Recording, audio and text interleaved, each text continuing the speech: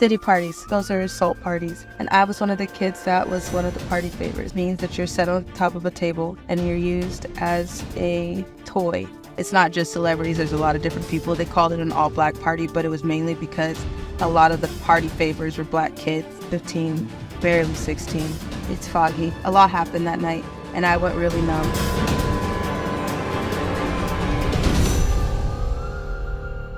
Sean Diddy Combs, a name synonymous with hip-hop royalty, entrepreneurial success, and cultural influence, has long been celebrated for his groundbreaking contributions to music, fashion, and media. From launching Bad Boy Records and propelling artists like the notorious B.I.G. to fame, to creating a multi-million-dollar empire with ventures such as Ciroc Vodka and Sean John Clothing, Diddy has been a dominant force in the entertainment world for decades. However, recent developments have cast a shadow over his legacy. Allegations of sexual misconduct, abuse, and serious criminal charges have emerged, culminating in his arrest. This turn of events has shocked fans and the entertainment industry alike, raising questions about power, accountability, and the dark undercurrents within celebrity culture. Today, we examine the complex web of accusations and their potential ramifications for Diddy and those affected by his alleged actions. On Monday, September 16, 2024, Sean Diddy Combs, one of the most influential figures in music and entertainment, was taken into federal custody in New York City.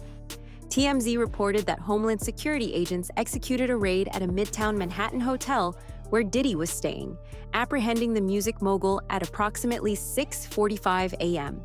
He was subsequently taken to the FBI field office in New York.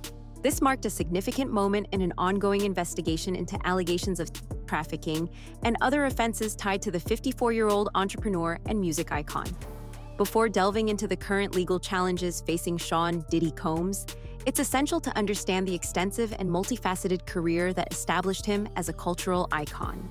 Born on November 4, 1969, in Harlem, New York, Sean John Combs faced adversity early in life, including the tragic loss of his father.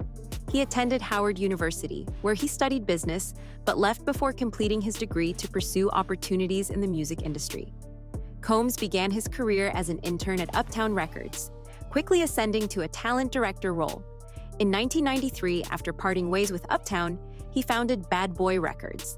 The label's first major success came with the release of the notorious B.I.G.'s debut album, Ready to Die, in 1994, which achieved multi-platinum status and solidified Bad Boy's position in the industry. In 1998, Combs launched the Sean John Clothing line, which received critical acclaim and commercial success. The brand was recognized for its influence on urban fashion and won the Council of Fashion Designers of America, CFDA Award for Menswear Designer of the Year in 2004. Combs expanded his entrepreneurial pursuits into the beverage industry by partnering with Diageo to promote Ciroc Vodka, significantly increasing the brand's market share. In 2013, he further diversified his portfolio by founding Revolt, a music-oriented digital cable television network aiming to provide a platform for emerging artists and music news. Beyond his business ventures, Combs has been involved in various philanthropic efforts, including educational initiatives and disaster relief programs. His influence extends across music, fashion, and media, making him a pivotal figure in shaping contemporary culture. This stark contrast between Diddy's celebrated career and the recent allegations paints a complex picture, highlighting the troubling accusations now threatening to overshadow his legacy. Sean Diddy Combs was arrested on charges of racketeering, sex trafficking, and transportation to engage in prostitution. The indictment alleges that, over more than a decade, Combs orchestrated a network exploiting individuals for sexual activities through coercion and abuse. Central to these allegations are events referred to as freak-offs, described as elaborate parties where women were allegedly coerced into non-consensual sexual acts, often under the influence of drugs. During raids on Combs's properties, authorities reportedly discovered over 1,000 bottles of baby oil, suggesting preparation for these events. The indictment also details instances where Combs allegedly used his influence to intimidate and control victims, including threats of violence and financial manipulation. These actions are said to have been part of a broader pattern of behavior aimed at maintaining control over individuals for his personal gratification. Following his arrest, Combs was denied bail and remains in federal custody at the Metropolitan Detention Center in Brooklyn. His trial is scheduled to begin on May 5, 2025. These developments have significantly impacted Combs' public image and business ventures.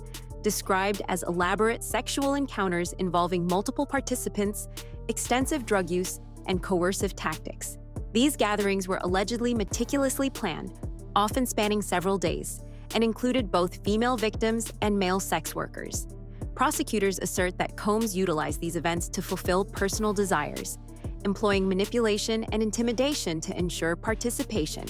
During raids conducted in March 2024 at Combs' residences in Los Angeles and Miami, authorities reportedly seized over 1,000 bottles of baby oil and lubricant, items believed to be used during these freak-offs. The substantial quantity of these supplies suggests a pattern of frequent and large-scale events. Additionally, law enforcement discovered narcotics and firearms, including AR-15 rifles with defaced serial numbers, further indicating the serious nature of the activities taking place.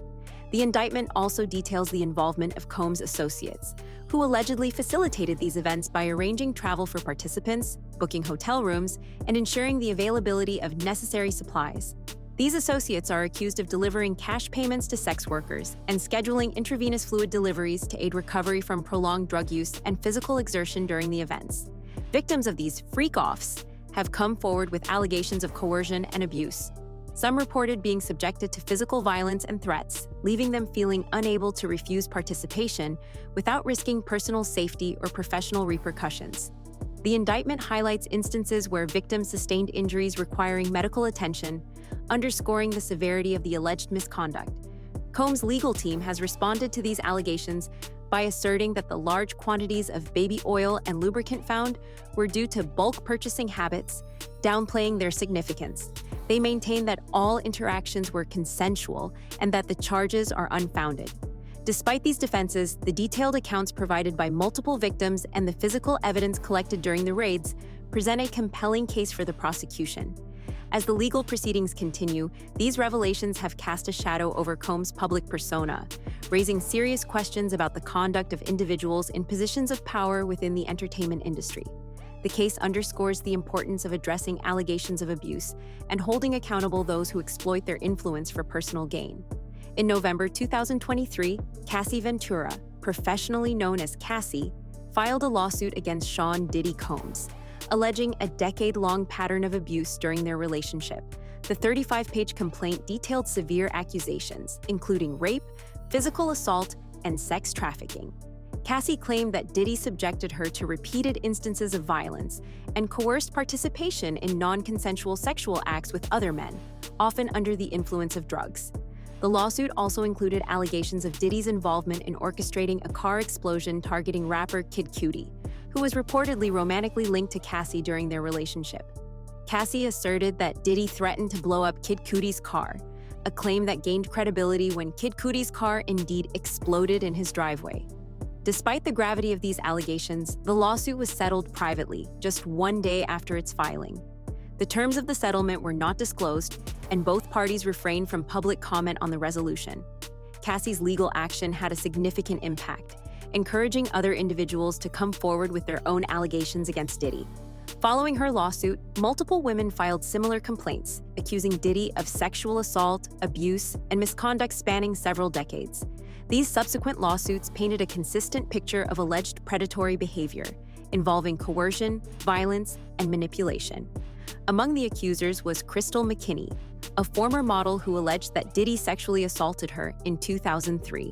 Another lawsuit involved Rodney Lil Rod Jones, a former associate who claimed Diddy subjected him to unwanted sexual advances and coerced him into non-consensual acts.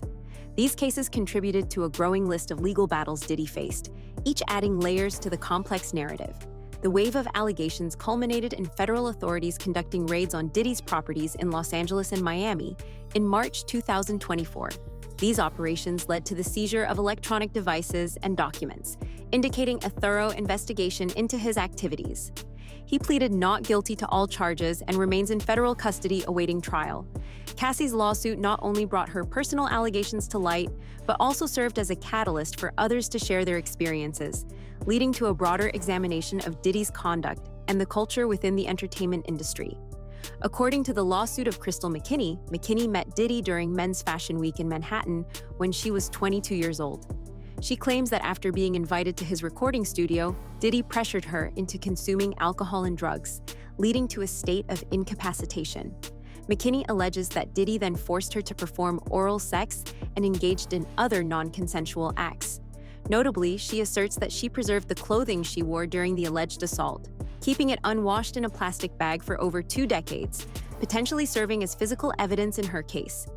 Another significant lawsuit involves Rodney "Lil Rod" Jones, a music producer and former associate of Diddy.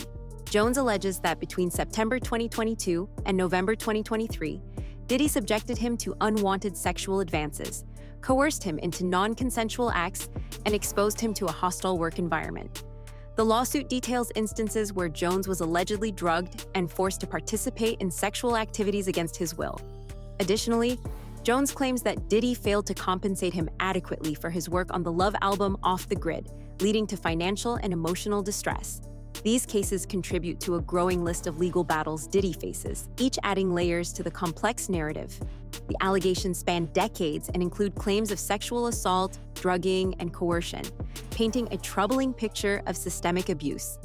The legal proceedings are ongoing, with both McKinney and Jones seeking substantial damages for the alleged harm they endured.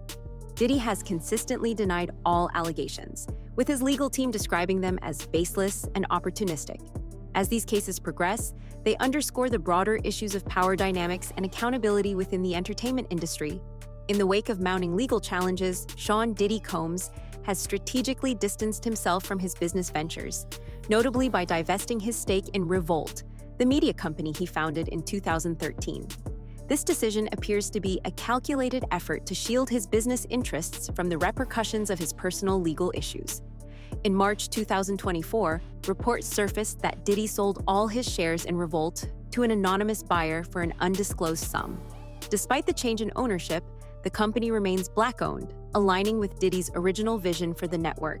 The new owner, who shares a deep passion for Black culture, plans to maintain the current staff and production, ensuring continuity in Revolt's operations. By June 2024, further developments revealed that Revolt had restructured its ownership, transferring majority control to its employees.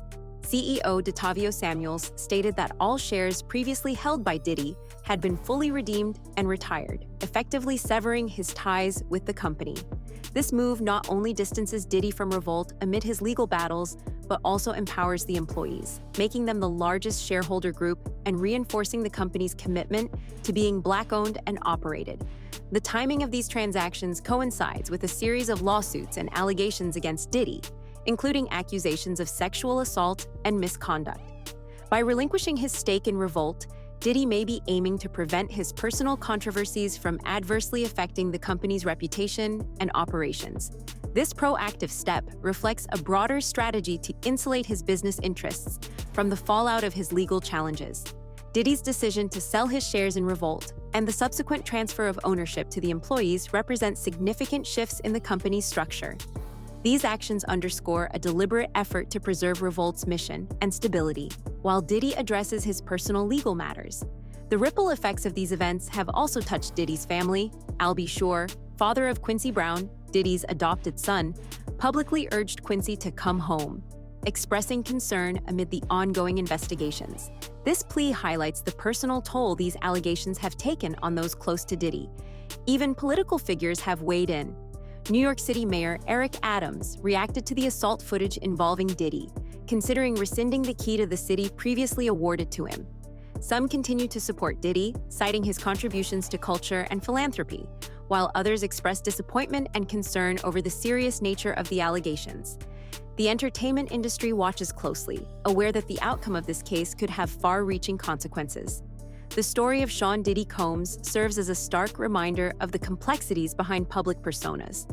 As the legal process continues, it is crucial to approach the situation with a commitment to truth and justice, recognizing the gravity of the allegations and the rights of all involved. Thank you for joining us in exploring this critical issue. We encourage you to share your thoughts in the comments below. Don't forget to like this video and subscribe to our channel for more in-depth analyses of current events. Stay informed, stay engaged, and let's continue the conversation.